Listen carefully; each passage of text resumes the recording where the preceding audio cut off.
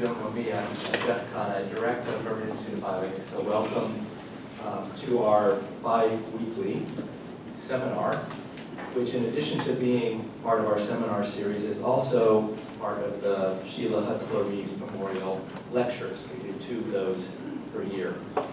So before I introduce our speaker today, let me say a little bit about the Reeves lecture and its name. So the Reeves lecture is named for Ellie Trowbridge, who was a member of the Berman Institute of Bioethics Advisory Board and who cared deeply about palliative care, for reasons you'll understand in a second. She devoted much of her time to Johns Hopkins both as an employee and as a volunteer. She served in the Johns Hopkins University Development Office and raised critical support for oncology, clinical care. She chaired the Johns Hopkins Bloomberg School of Public Health's Council on Population and Family Growth, and she served as a development consultant for the Children's Defense Fund and Population Action International.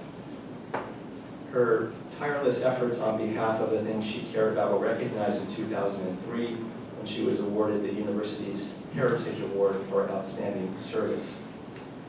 Her commitments took on deeply personal significance with the death of her daughter, Sheila Hutzler-Reeves, for whom this lectureship is named, who succumbed to breast cancer in 1988. Ellie Trowbridge herself served on the Berman Institute's board until she died in 2007. As I said, this is a semi-annual lecture series. We do these twice a year and focuses on long-standing and emerging ethical issues related to end-of-life and palliative care, and it would not be possible without Ellie's generosity and that of her family. So as we are here today to hear from Jessica Berg, who I'll introduce momentarily, we hope that this is in part a way to help realize Ellie's vision and that of our institution to advance palliative care, end-of-life decision-making, and interactions for the benefit of all. So with that, let me welcome our speaker today, who's Professor Jessica Berg, and as you see on the slide here, Jessica is both a professor of law and the dean of the law school at Case Western Reserve University. She is dean, as I said, and the Tom J. E. and Betty B. Walker Professor of Law. She's also professor of bioethics and professor of public health with a joint appointment in Case Western Reserve University School of Medicine. She received her BA and JD degrees with honors from Cornell University and her MPH from the Case Western Reserve University. She works in a range of health law and bioethics areas. We've known each other for a long time, and I think many in our community have known Jessica and her work for a long time, so we're really pleased to have you here, and in particular have you kick off the 2019-2020 seminar series and to be here for the Reeves lecture as well. Jessica's topic today, as you see, will be surrogate decision-making in the internet age. Please join me in welcoming Professor Jessica Berg.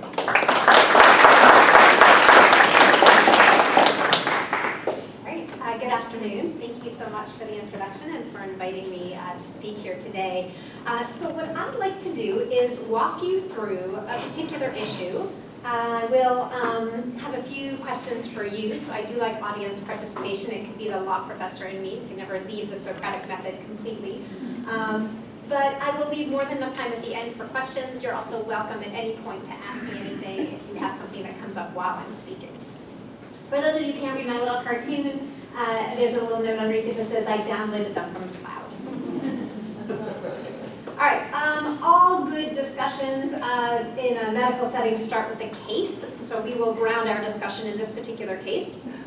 So Mr. M is a 34-year-old white male, has a serious health problems for a number of years. Despite the problems, he's been very active. He's been married for 3 years, doesn't have any children. About 4 days ago, he develops a sudden severe headache and chest pain, not relieved. Ambulance brings him to the ER, presents in a comatose state. CT scans done, shows a subdural hematoma. Neurosurgery comes in, evacuates the hematoma, but he is now stable on a ventilator, but shows no neurological improvement despite maximal treatment. And our question, of course, is, what do we do? It's not an unusual case, it's not an odd thing. The background facts may differ from patient to patient, but this is sort of a typical thing you might have appear. And before before we start into this discussion about what we might do on the social media side, it's worth a little mini review. So when you think about decision-making for any patients in any context, I suggest that you think in terms of 3 categories: never competent patients, currently competent patients, and previously competent patients. For a never competent patient, you are in a limited category. There are some kinds of things you actually cannot decide for patients who were never competent, because the decision makers are themselves limited in what they can choose to do. They're limited in part because of the standard they need to apply. Usually we talk in terms of best interests. And they're also limited because legally there are some things that, in fact, surrogates in these contexts simply can't choose. They're not part of the list of things that are options. It's a really interesting area. It's worth another discussion at some point. It's not what I'm going to focus on today. I'm certainly happy to answer questions. The other categories are currently competent patient, and that should hopefully be the vast majority of patients you're talking about, obviously not in a case like this. And in that situation, we'd be thinking a bit about the legal standards of competence, which do vary a bit from state to state, whether or not the patient in question evidences current capacity, which is a medical or mental health determination, not a legal determination. And I do want to stress there are 2 things here.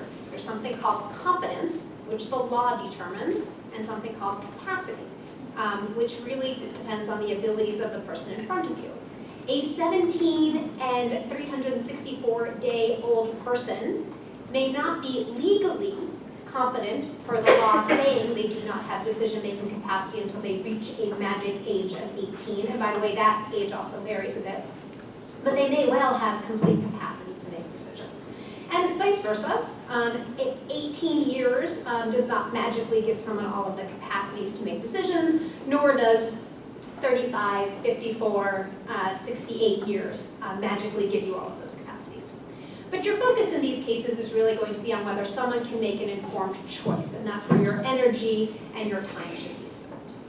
And then we have the very interesting category of those who were previously competent, and that should be the vast majority of those that you are making decisions for if they are adults. So if you are making and looking at surrogate decision making, usually you have somebody who is previously competent. They may be currently unconscious, easy category, in which case they cannot communicate anything to you. We automatically say they are not currently capable of making the choice. Or they could be currently conscious but incapacitated, and that's a harder category because we do need to spend a little time in that case trying to figure out what capacities they have. I gave you a case that had no real question about it. This particular individual does not have capacity to make a choice. It just makes it easier for us to start talking about the real core of what I'd like to look at here, which is decision-making for previously competent patients who we know are not currently capable. There are 2 aspects of things, and I'm going to use some broad terms, and I just want to identify them ahead of time so that you have a sense of what I'm talking about. So one is, I'm going to talk a little bit about advanced directives at different points, and I'm using that as a very broad category to cover any kind of legal document that is a written directive of wishes for care. That could be something called an advanced directive. That could be something called a living will. It could be something called a durable power of attorney for healthcare with instructions, right? So this is the idea that we have something written or documented. The other thing that I'm going to use a little flexibly is the term surrogate decision maker. Depending on the state that you are in and the individual in question, you may be looking at what's called a guardian or conservator.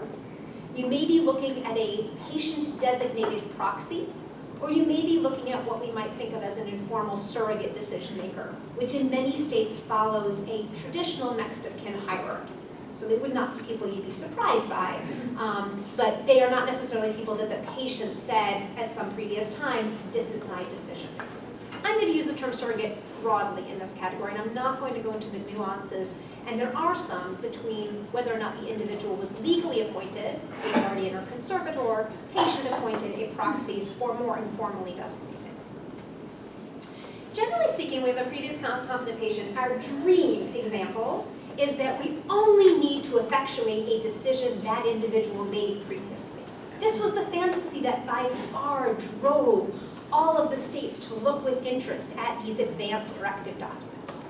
We were magically going to anticipate all of the things that could happen, create these lovely documents like a will would happen and distribute your worldly possessions after your death. Somehow these documents were going to be able to be used. We no longer have this very difficult situation of deciding for individuals who were previously competent. That fell apart for a number of reasons. Number one was, well, most of us didn't create the documents, so a little hard to apply them when people weren't actually creating them. Number two was, it turned out to be very difficult, as you might expect, to anticipate every single situation that came up, such that all we had to do was walk in and say, ooh, this problem? Oh, here's the document. No problem. We just decide what that person wanted. And what it led to was the understanding that even if you had a document, and again, many times you didn't, or you didn't apply exactly, you needed to do something else. You needed to still make a decision. And the realization that you still have to have individuals involved in making these decisions, and they have to use some kind of a standard to do so. And so our next best hope was that what you use was called a substituted judgment standard. You get the individual, they have all these lovely documents and maybe some other kinds of things, and they would substitute their judgment for the individual, but based on what that individual would have decided, right? The closest we can get to actually having the individual competent at the time making a choice. And then the realization that, of course, sometimes that wouldn't work at all, or sometimes you were talking about someone who's never competent, and so you still had to have what we called a best interest standard. Make a decision that would be in the best interest of the individual. And lots of debates over the years about what gets counted. Can money be part of best interest? Can the welfare of the rest of the family be part of best interest? Is it just best medical interest in who decides this? And the last aspect of this was, well, what information you use in this context. Assuming that you didn't have the perfect situation, what could you use? So there's a lot of things that the courts and that hospitals and institutions determined we could look at. Written documents, certainly very far up there. Oral discussions, conversations that people had. Reactions to the treatment of others was something that has come up. Issues about general personality. Were you someone that often sought medical care or shunned it? Were you someone who tried consistently to get through every possibility, or someone who was less comfortable and really wanted sort of minimalist intervention? Religious preferences certainly came up. And then we had this other sort of anything else that could be relevant. And that led to this question that I started debating now a significant amount of time ago, which is what information?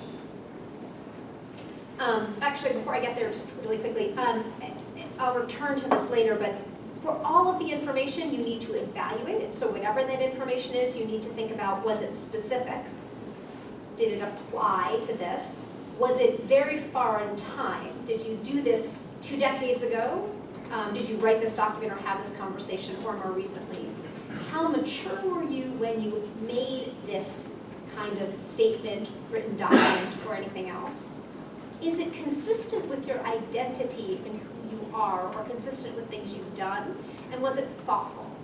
We do this for all information, and we'll talk a bit about what it means for social media.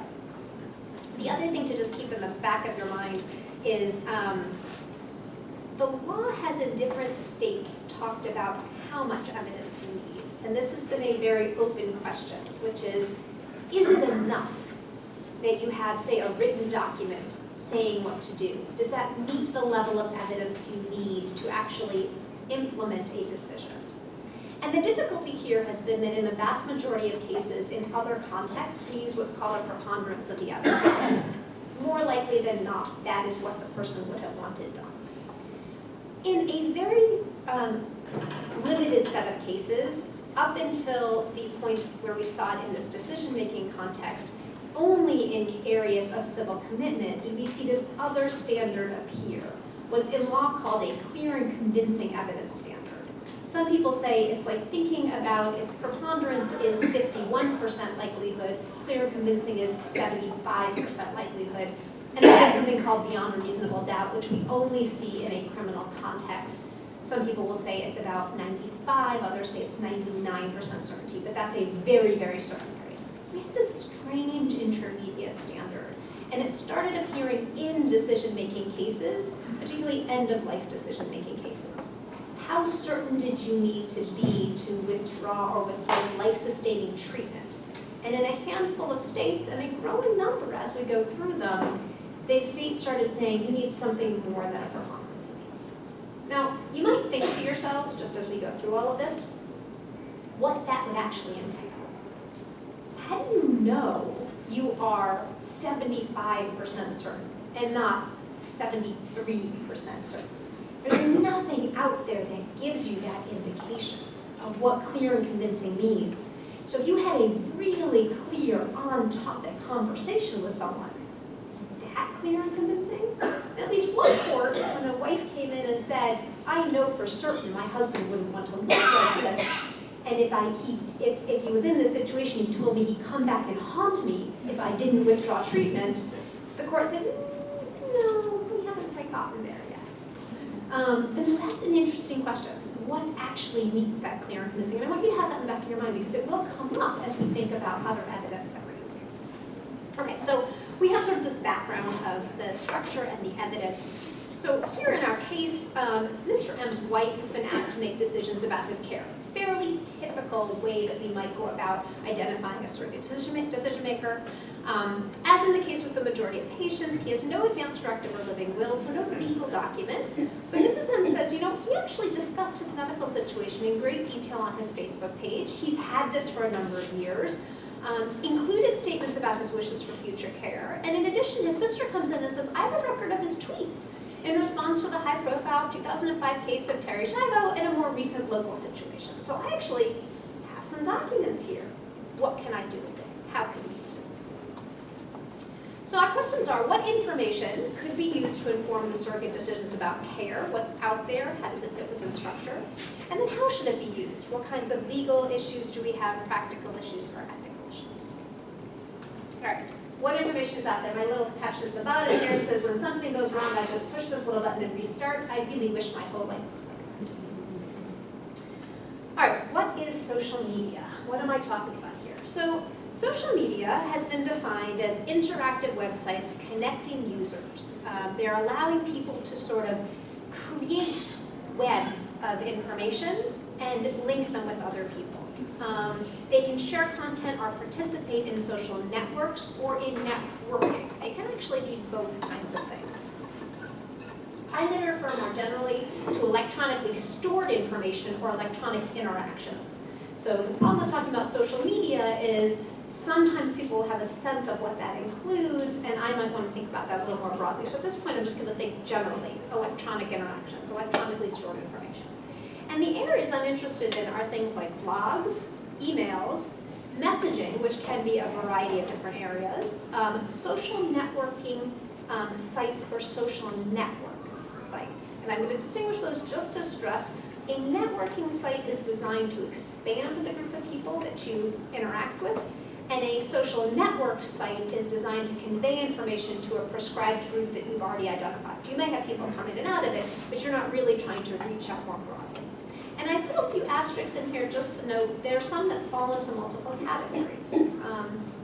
So generally speaking, sort of our paradigm networking site is LinkedIn, but obviously we also use that to convey information maybe to some established networks. Our established kind of network sites, Instagram, Facebook, Pinterest, are ones that cross different categories. Twitter can both be viewed as a social network that is already in existence, and also a networking, and also a messaging area. So there's not like there are set categories where these things don't float between all of them. And then we have a whole variety of new apps that you may or may not have. If I asked you to count up the apps on your phone, you'd probably give me vastly different amounts. They might be added or subtracted at any given time you think they're fun. How many, out of curiosity, read in detail the information waiver that you have to click through? Really great. Just a warning, there's a lot of information gathered in those apps. Okay, so there's our world. What does it actually look like? So in this world of end-of-life issues, it actually looks pretty extensive. And I'm just going to give you a few examples so you have a sense. So there are actually quite a few people who write blogs in detail about their medical situation and about the kind of care they would want. And there are, in fact, even groupings of sort of the best blogs out there, ones that you may want to follow and keep an eye on. And you're going to get a great deal of information on that blog about the person and about their disease, and maybe even some very, very detailed information about the care that they would like. So this is one thing that you might have, and in fact, probably if you do have a blog, one of the most useful, right? This is the person's thoughts that they thought about enough to write out and then to post. And not everybody is, constantly thoughtful about everything they blog about, but you can actually go back and take down postings and edit postings. So the fact that you would have a blog posting could be really a really rich area to draw from. It's not what we had in this particular case I'm giving you, but certainly something useful. Twitter is another area you might see some information on, and there's going to be two aspects to it. One are going to be some of your individual tweets, just at varying times in your Twitter feed, and the other is posts that you are going to make on other hashtags in areas. And I just pulled some for you just so you could see. There are ones for assisted suicide, hashtag EOLC, end of life care, hashtag EOL, hashtag end of life, hashtag EOL, I think actually is end of life spelled out. And you can actually find these and you can see what people are posting or reacting to here. Interesting question about how much you view what someone has posted on a site now, not their feed in terms of they're talking just generally. You'll pick up these things on their feed too when they cross over. But where somebody is going on to a different hashtag to make a statement. Is this a thought out comment about something they would want? Or is this just, I'm reacting to something that's out there? Facebook too has two interesting categories. One, of course, is your individual Facebook site where you may put an enormous amount of information. But the other is Facebook sites that are created in different categories. Here, now Terry Schiavo up on the left, Jack Kevorkian here on the lower side here. What if somebody came and liked one of those sites? What would that mean? Do you like it because you think it's interesting that the site exists? Do you like it because of something inherent in this? If you like Jack Kevorkian's site, is that because you accept what he does, or you think it's interesting? Does anybody have a sense, by the way, when you like something? How many people use Facebook? How many of you like things? How many of you remember a debate about should you have things, whether you can not like something, can you react by being meh about it? Or can you be thumbs down about it? Or can you really like it? Now, we're trying to come up with a way to convey things, and there have been some hilarious comics who've talked a bit about liking things that seem inappropriate, right? You write about something devastating happening, and your only response on Facebook for a long time was like, "Ooh, I liked that." Well, you didn't mean you liked that it happened. You meant you read it and somehow accepted that that person had that thing happen, and you're acknowledging it. So some interesting questions in Facebook about how we understand those things. Facebook's also taken some more direct things. So they had a pretty big campaign where they wanted to, this is actually for NHS, organ donation campaign, but they've done this more broadly, where they basically said to people, what you need to be doing is to be at least making decisions about organ donation, maybe not all of end-of-life care, and you should be out there making a decision, and what we'll do is we'll link up for you your organ donation registry wherever you are. So we'll kind of put out there a big Facebook campaign trying to get you to do this. The difference in the number of people in any given day when Facebook does this is something like 70 people become organ donors in any given day, and when Facebook does this, over 4,000 people become organ donors. It's a pretty big movement. But is that because you felt pressure, you felt like you better do something, did you think about it, was it that you always thought about it and now you're finally doing something? I don't know what we think about these kinds of things where someone says, oh yes, I should be an organ donor, or even on their Facebook page says, I should be an organ donor, if they didn't go ahead and take the steps necessary. So again, interesting areas of information, just think about what we're doing. Facebook took it a step further, decided they would create a bot that helps you plan for your death. It'll ask you a bunch of questions, you answer the questions, and it spits back out for you essentially an unofficial, or a non-legal advance directive that gives a bunch of instructions. there are other sites that will do the same thing, help you create an advanced or ask you the right questions, essentially, which is also interesting since in its best iteration, the ideal way to create a document like this is for you to sit down with the people you would like to have make decisions for you, and hopefully someone who has some knowledge on the medical side about the kind of care decisions that could be made, and answer some questions generally so your decision maker knows what's happening. So this actually is probably the worst context in which you could do this. One, it's pretty bad because you're just getting some generic questions coming back at you. Two, because your decision maker is not necessarily involved. And three, and I always wonder about this actually as I look at this one, where is it? So who has the document? How do you know it exists out there? At least if you put it on your Facebook site or if you put things on Twitter, somebody else might be seeing it. If you create some of these documents and just store them in some other kind of site or app, it's not clear who has it. And one of my favorite things when I was, now 2 decades ago at least, doing consultations was, and this is early in the time period of thinking about advanced directives, was to go into a patient's room, take a look at the chart, and this predates electronic medical records, and you see a note that says patient has an advanced directive. Fabulous. Where is it? Not there. Sometimes stored somewhere, because the records would get very big and they'd be stored away somewhere else. Sometimes nobody actually did anything else but ask the patient, do you have any kind of advanced directive or advanced instructions? The patients would say yes, they would check the box, and that would be the end of it. It's not a terribly helpful thing if you don't actually have the ability to put your hands on it. This one always makes me think of that in part because it's on your phone. You'd have to know that the person has that particular app. You'd have to search for it. And you would have had to open it. Easier to do nowadays with thumbprint recognition, right? So our technology is actually getting to the point where you might, if you had the patient and a thumb that's undamaged, be able to open the phone, but you have to think to do it. And for a very long time, and at least when this was first created, and you didn't have thumbprint recognition or facial recognition, constantly holding my husband's phone up in front of his face when I wanted to open, which is usually annoying to him. But I'm sort of like, just hold still, I've almost got it. But you often don't have the codes to unlock these devices for individuals. So having an app can be a great theory, but in practice very limiting. All right, so background on what we have, let's think about what we should do with it. So let's think about this information.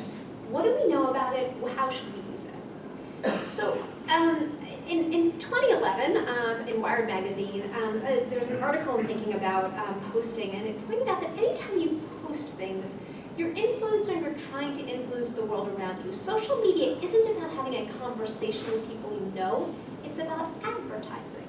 It's not social, it's media. We're building a brand online.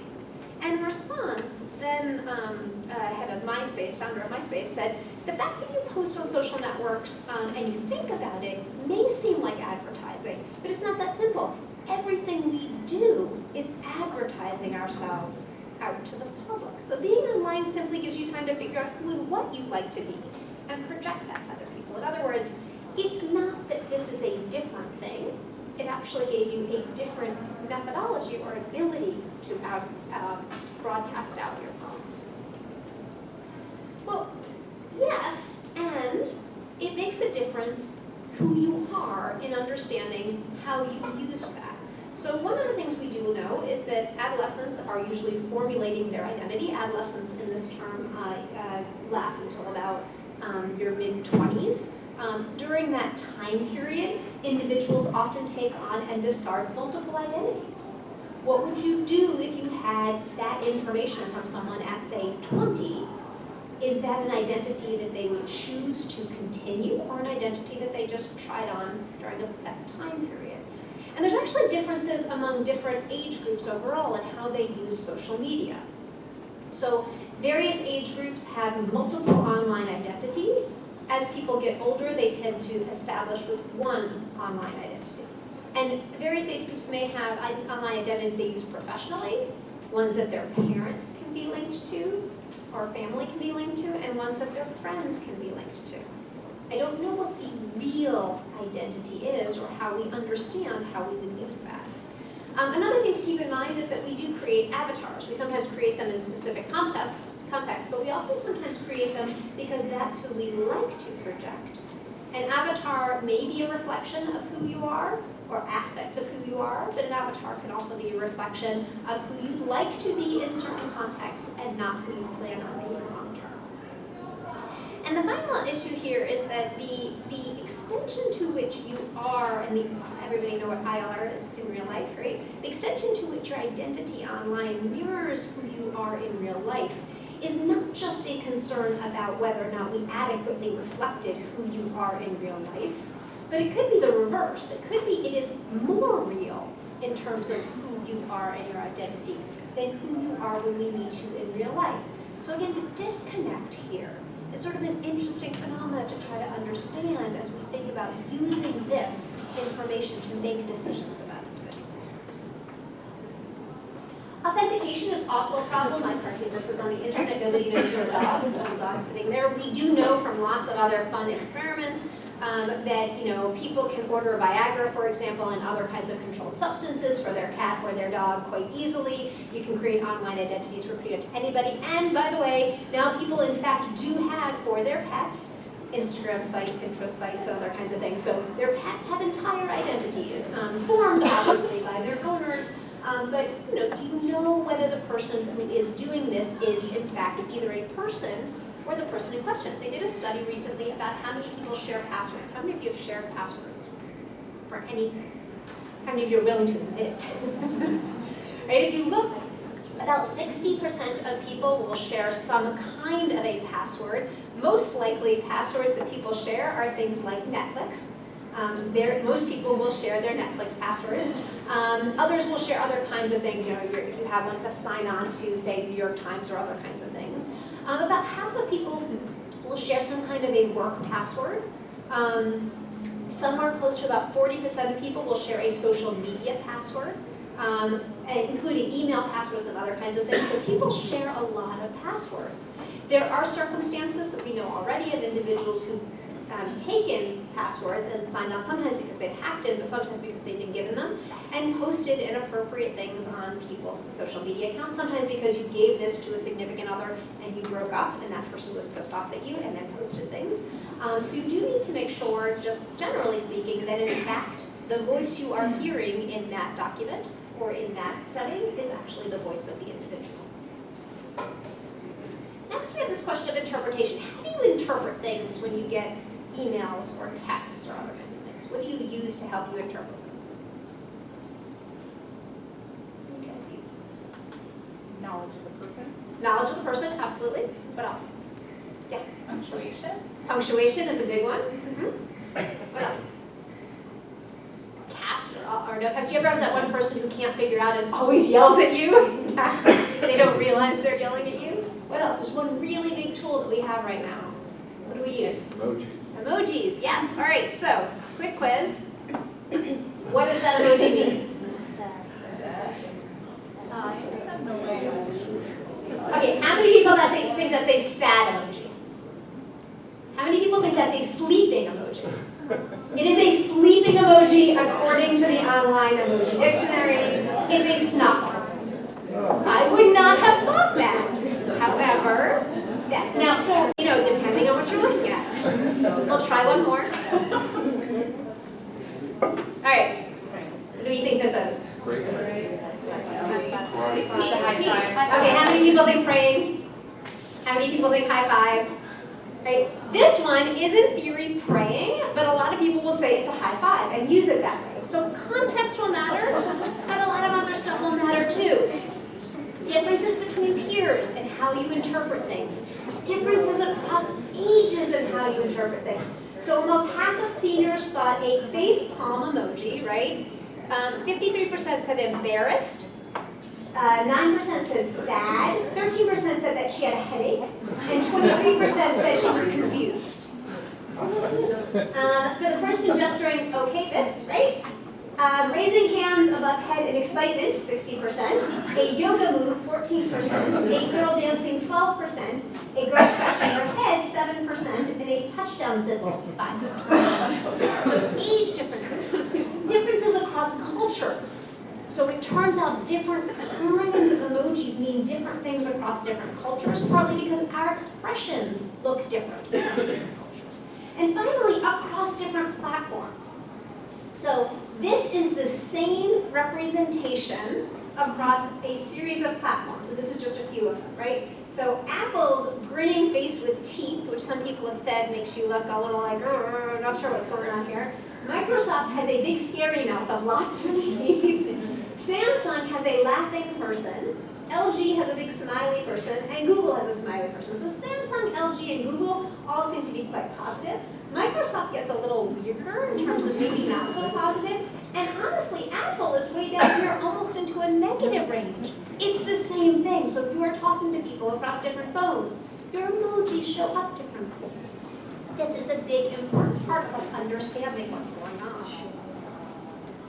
Consistency. How does consistency work? Well, one possibility in social media and electronic stored information is that you actually have a great timeline of everything.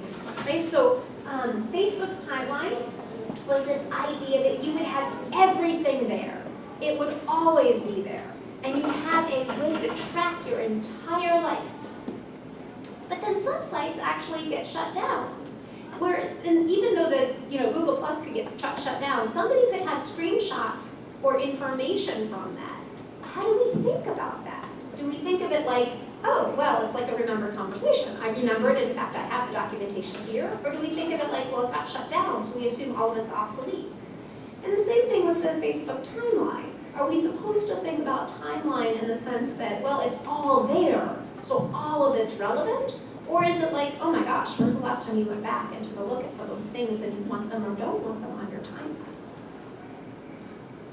So court cases have looked at some of these things, not yet in this context, and that doesn't mean it actually hasn't happened. It just means that so far it has not been reported. So a couple things about understanding decision-making in this context.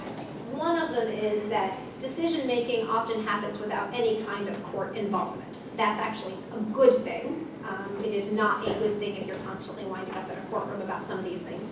But the other is that even when you do have a court involved, you may not have had a reported case. So the fact that we don't see the cases yet doesn't mean courts haven't asked the question about how to use this. These are just some of the cases in which we've actually seen courts make decisions to use electronically stored information. They've been used in divorce and child custody cases to prove that a particular individual is not the correct custodial parent, or to prove something within the context of a divorce. They've been used as evidence of criminal behavior. There was one very, very limited, I'd like to say, stupid would be another word, a criminal who decided to actually post on Facebook photos of himself in the apartment where he broke in and committed crime. Sort of things that people do that are just like, okay, well, that Darwin at work probably should not have been somebody committing crimes, but at least we caught you. Corporate employment law has been a case where we've seen this, where people have found they've gotten in trouble, obviously, for things that they have in social media. To rebut disability and injury claims, people who claim to be injured or disabled, but then post themselves doing extreme sports or other kinds of things. And it's been used in juror selection, misconduct, mistrial cases to show that jurors are not doing things that are appropriate. So the courts are actually willing to use all of this. And whether they're willing to use it in this context, I think, is a good question.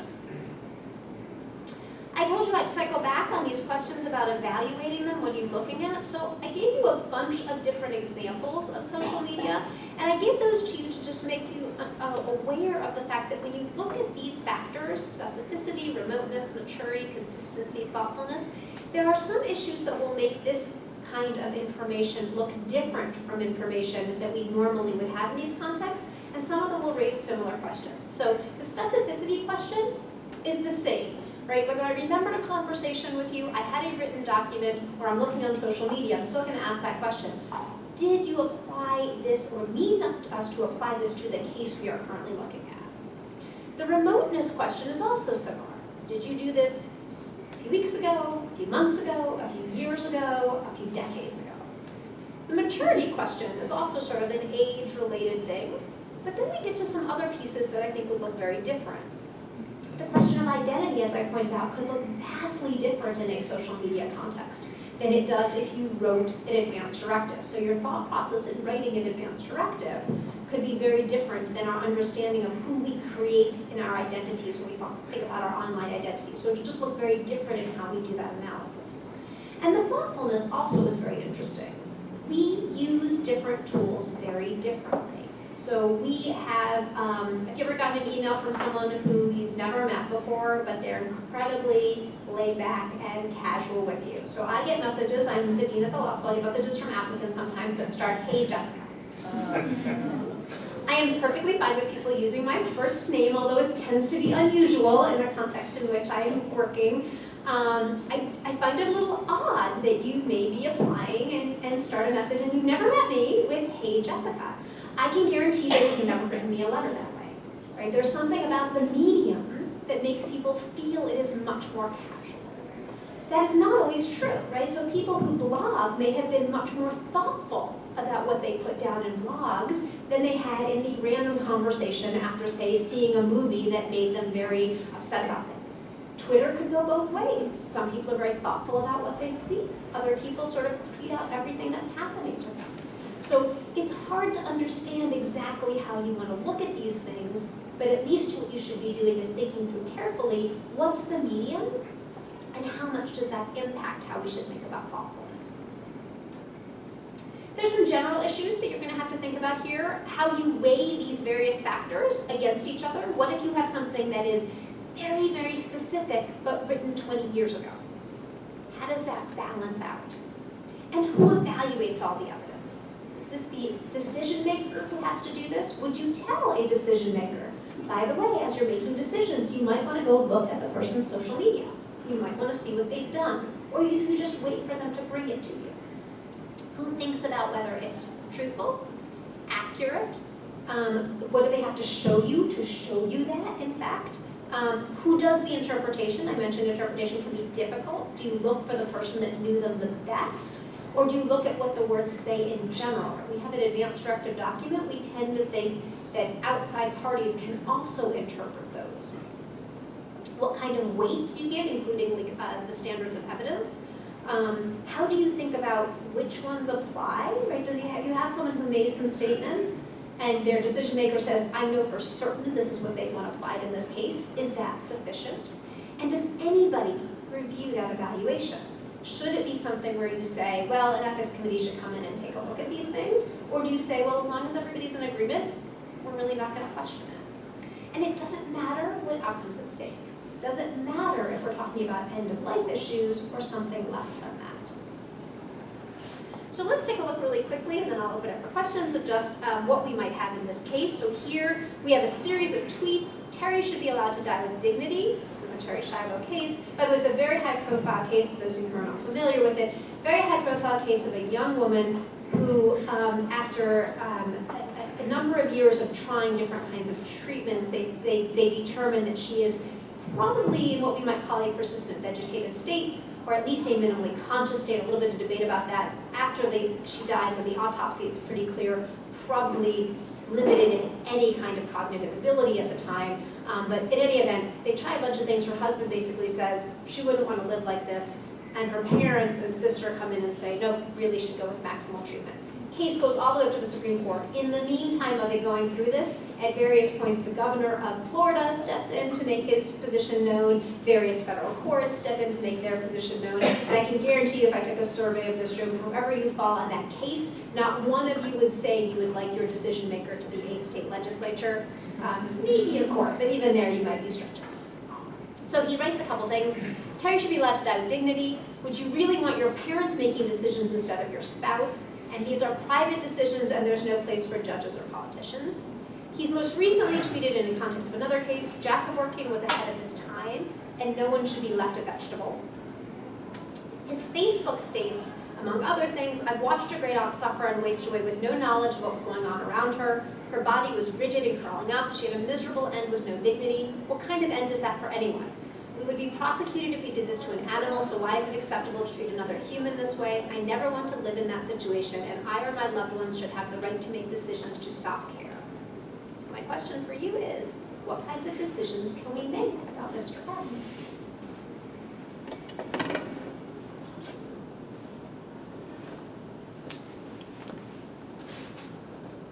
What do you think? Just to remind you, what state is he currently in? Do you remember from my case? Capacity. I'm sorry? He lacks capacity. He lacks capacity. What else do we know about him? We know he's been ill for a while with different things. He's young, he's 34. I'm sorry? He's young. He's young? Yep. He is currently stable on a ventilator. And he has already been afforded, as from what we can tell, at least from the case description, maximal intervention. So we have tried a number of things. He is stable on a ventilator. So what even decisions do we have in front of us? What kind of decisions do we have? Yeah. I'm sorry? You would want his wife to decide? So one decision is who's making the decisions, yep, and we seem to have an indication he'd like his wife to decide things, okay? There's a question of continuing care, whether to continue care. Questions about continuing care, so we have some questions here about, let's see if I can get it. Okay, so we have questions about the ventilator. Okay, do we continue with it or not continue with it? We're gonna have some questions about it, we're gonna have some questions about food and hydration, whether we continue those or not. We could put in place orders to do not attempt resuscitation or comfort care only, but there may not be something that happens. That's sort of a possible could happen. And then we potentially have questions about physician-assisted suicide, or I'm going to call it euthanasia, because he's really not going to be able to himself choose something. And most of the time we assume that's not on the table, right? Whereas he might actually say, no, in fact, what I would have wanted you to think about was this. So the fact that he's got some indications of what he wants to have on the table doesn't mean that we will get that far. So we have some decisions, but not a ton of decision making. And we do have to kind of figure out, what would we do in this case? What would you do if you had that information I gave you? What would you do about a ventilator? Would you continue with it? Or would you say, nope, I have enough information now, his wife is coming in and saying he wouldn't want this? Are you comfortable with that? And ask you in general, given the information I gave you and his wife says he doesn't want care, how many people would withdraw care? How many people would not withdraw care? Could you put the quote back up again? The Facebook one? Yes. How long has he been in the state? So I left it very vague. So does it matter to you? Are you Yeah. concerned? How much time do you want him to be in the state? I don't know, but it matters to me. Okay, so you want something more, something that's making clear how long we've tried to do something. If I tell you it's been a week, maybe a month, does that make you feel better? Yeah. Okay, if I get to a year, are you starting to feel more comfortable? So what is it that you're getting at? What's making you uncomfortable? Whether the, everything has been tried, what is the standard of maximal care? Okay, now, does it matter in the sense that he told us he wants maximal care? Yeah, I think so. Okay, That's why. okay, so you're thinking to yourself, well, he says he doesn't want to live in this state, but you don't know if this is the state he's in yet. So it's really a specificity. Does this actually apply? Have we gotten to that point? What if he told you something like, if I can't be 100%, I don't want care? I think a higher standard of evidence needs to happen at that point. People say those things. They do. And often it's interesting to think about, well, 100% for you who've been ill for a while, or 100% based on some baseline of what? A triathlete 33-year-old who does great, I mean, what my 100% isn't going to look anything like their 100%. So it is interesting to think about how we even understand words, and that has been a problem for us in all contexts like this. How do we understand the words you said, and whether they mean what we think they mean? So we're uncomfortable when we think about this application. Those of you who hadn't yet answered on what you would do in this case, are you seeing enough that you would be willing to let us withdraw the ventilator? What's the medical team recommending? So the medical team is saying that we have tried everything right now, and the longer we wait, the less likely we're going to see recovery. But as with everything else, we can't tell you for certain anything, but we can tell you that we're not seeing any neurological improvement, and that's never a good sign. So pretty much they're not saying stop everything, but they're also saying, oh, we don't think we're gonna be able to get much beyond where we are. Yeah. That Facebook quote is really striking to me. Facebook quote is really striking to me. Maybe I use Facebook differently than other people do, but I wouldn't write that if I hadn't spent a lot of time thinking about it. It's got a lot of specificity. The grammar is intact. Like, that looks like the sort of thing that somebody sat down and thought through and wanted encoded. And I've done those things before, right? Like, thought, this is how I would represent myself. If that were written on a legal document that you'd sign in front of your lawyer, if that would be enough to withdraw care at this point, then I would think that this is a pretty good sign that this is the sort of information we need to withdraw care at this point.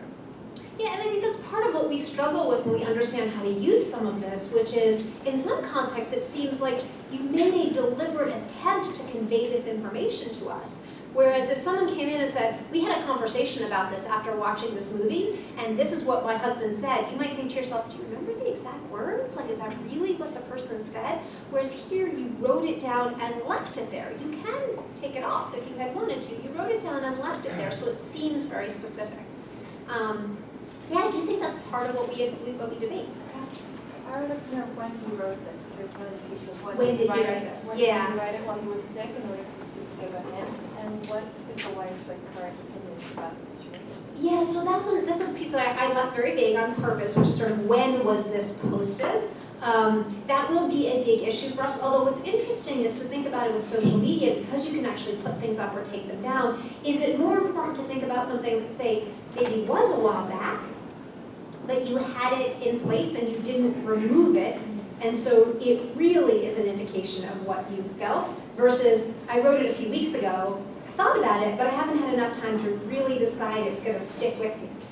So again, we're going to have to think very carefully about how we use social media and how we want to understand the weight we would give in that context. All the way back.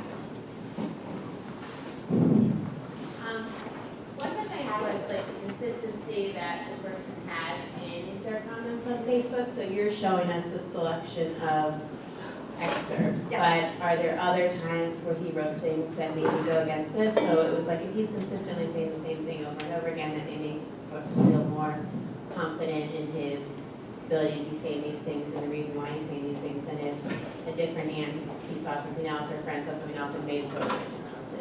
Yeah, so the consistency question I think is important here. So one possibility is consistency with his other posts, right? If he's kind of going all over the place, you'd be much more uncomfortable looking at these. But you also may want consistency with other things that you understand within his life, right? So this is just one place he's posting and saying things. If you have other people coming in, or even just the wife coming in and saying, this is in line with who he is, he was clear about this. Not only did he believe these things, and we talked about it, but look, he even posted it on Facebook, right? He even thought about it in these kinds of contexts. That's certainly going to help us with the weight of the evidence that we're thinking about. So I give you these really just to stress to you that there's a lot of question, and I'm going to give you some time to ask me a few more questions about things. I want to just wrap it up for you. A lot of questions about things that we can do or how we can do them, and what kinds of choices we can make.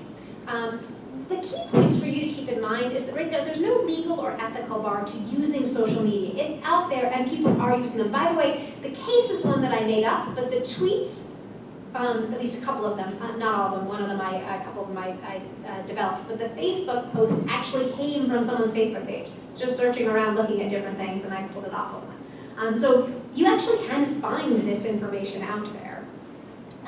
There are some practical issues, some of which are going to be the same as other kinds of evidence, but then there are some unique concerns, and I think we ought to be thinking about how we want to deal with these things.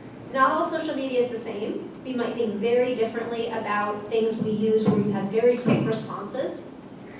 Courts are going to look at them as relevant. There are some unanswered questions, and I think institutions have to think about what would you say to families? Would you say, go take a look at the person's social media to get a sense of what they might decide in the list of things? When you say to them, did they ever write anything? Did they ever discuss anything with you? How did they think about treatment generally? Do they have a religious tradition they follow in great detail? Might you also say, is there anything on their social media? You should go take a look. So there are things we're going to have to think about even a priori about should we be instructing people. last little point here, some social media additional concerns. Just note it can be used very inappropriately. I'm talking about ways to use it in decision making, but just note there's been some cases, one about a nursing home worker's inappropriate social media post, another where they recorded a Snapchat video while vaping over a dying hospice patient. I was sort of like, could you have gotten all aspects of that? All of them, like, that's just as bad as you can get in something. And a note for you, just this is for a little extra, your pacemaker will access twitter.com just in case you need it. That's the remainder of my prepared remarks, but I do want to leave some time for additional comments or questions on anything. Thank you. We gave people a little bit of chance to talk as we went there towards the end, but we have just maybe a couple more minutes for other questions or comments. And I would ask you to raise your hand and wait for Alan to bring you the microphone. Maybe here's one, and while we're waiting for Alan, let me say one thing, take the prerogative of holding the microphone. I thought the Facebook post was interesting in that it, at the end, said, I or my loved one should have the right to make these decisions on my behalf. Which seems like a pretty clear indication about what that person wants to have happen. And of course, without that kind of very direct statement, it gets really hard.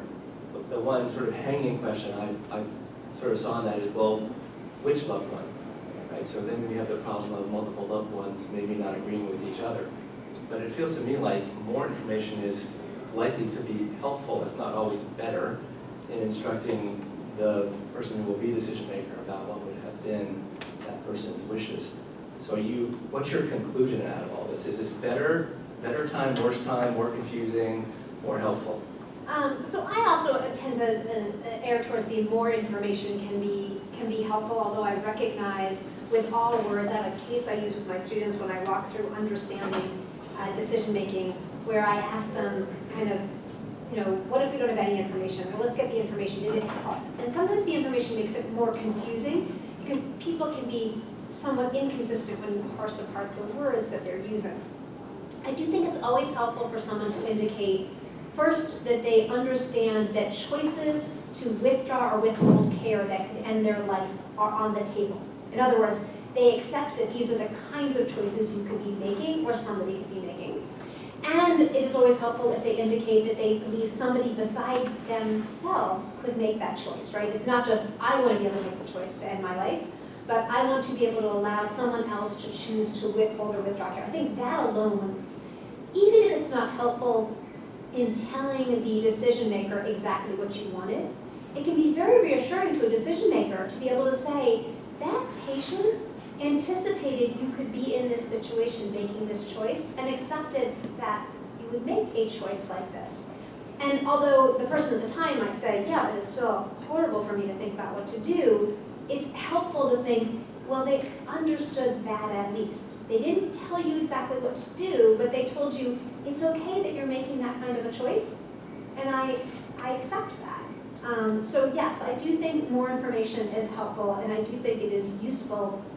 I find very interesting some of the data we have that's coming out more and more about how we understand and use these kinds of tools in interacting with people, and how we understand who we are and formulate who we are in these contexts. But honestly, it's a lot better than having a remembered conversation, right? Saying, we talked on the phone about this, a decade ago when they saw, what was the one? $1 Million Baby, right? The end of the movie, this question about whether or not he should help her, end her life. And you say, well, somebody talked to me on the phone about it. Well, do you remember that? Most of us do not have good memories to remember exactly what someone said, and you're probably interpreting it as the information was coming in. So having their words essentially could be much more helpful. So really quick, one last comment and then we'll adjourn. Just a quick question about with the multiple identities online, especially with teens or people in their 20s. They may have different accounts and different family members or different friends can see them. So could it possibly make things more confusing in the context of, say, my Facebook page, I'm only friends with my family members and I post one thing, and then with my friends, say only my friends can see my Instagram page, and now I have other things. So what happens with maybe the family thinks they know the person best, but in the reality, maybe the friends, do you think that's going to start happening more and more, or as it happens? Yeah, so I do think it's going to happen more and more. We have seen it happen, not yet in this particular context, where we've had evidence come to light that an individual, they had sort of a public, for professional or family purposes page, and then they had a behind the scenes one where their friends saw that they led a very different kind of a life. I absolutely think that's a risk. I'm a little concerned about not knowing exactly how to address that in this context, right? Because the family is going to come in, you tell them go look for the social media, they're not going to know there are necessarily other sites out there. And the friends who might know that may not be linked in enough with the family to be able to come and say something. So you might be very wary of information you get if you're looking at somebody, even an adult, right? They may have been an adult at the time you got that information, but in their early 20s, or it was information that was posted then, and you're still looking at someone who may have different kinds of sites out there. We do know that, generally speaking, this is not always the case, but generally speaking, as individuals age, they tend to have more of a convergence of their in real life and their online identities, and they tend to maintain, only one online. Now, what's interesting is sometimes they do not deactivate the old ones. So again, the remoteness could be a big factor. If you're looking at somebody who's in their 40s, and it turns out there's an identity from their 20s that someone comes up with, you might say, well, they didn't take it down, but that's not uncommon. People sometimes do just abandon their identities once they've sort of moved beyond them. So, interesting questions. Great, thanks, Jess. Obviously, lots of interesting questions and comments. You spurred a lot of discussion. Let's join. Quickly, let me just say thank you to the seminar planning committee this year, which is Jolie, Raymond Berg, and Renee Boss. There are lots of really interesting seminars coming up. Go to our website for more. Next one is October 7th in Feinstone Hall over in the School of Public Health. Eric Youngs from the University of North Carolina. Thanks, we'll see you then.